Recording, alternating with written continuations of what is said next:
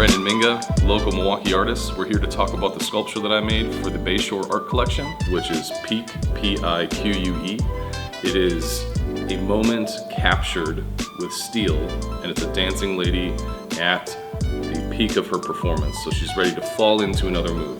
During the design build process of this sculpture, I had help from my friends, my very talented friends. We started out with a sketch, and then we developed a model. We took that model and put it into a program that got sliced up, and then we fed that stuff to the CNC, and you can see that shape right behind me. Then we took metal, hand bent it, torch bent it around that figure so that we could get the proper proportions and make sure that she was stunning.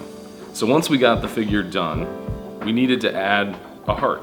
So I took polycarbonate, which I almost didn't realize at the time that it was polycarbonate. That's that bulletproof stuff at the bank. One of the hardest things I've ever done thus far.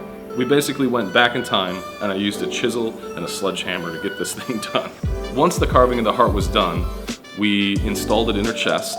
Then we took the sculpture out the side door and installed it in the back of my truck so that we could drive it down the road to Bayshore. We definitely got some looks with a 10-foot lady in tow behind my truck as we went through the neighborhood, but we made it there.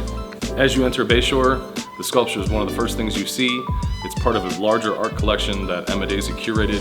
She's a very talented artist and good friend of mine. The sculpture is there to evoke emotions and get people excited about the things that are happening in the yard. So there's dancing, there's live music, there's live sports games, and she's there to inspire you to be a part of that. So come down to Bayshore and check out my most recent sculpture, Pique, along with all the other great artwork that's at Bayshore Mall. You won't be disappointed. We could throw that in there. Like,